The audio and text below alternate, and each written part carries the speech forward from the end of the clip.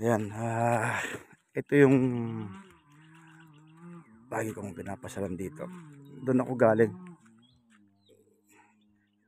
Tinawid ko yung ano na yan, yung bundok na yan. Tapos bumaba ulit dito. Pero nasa taas na to.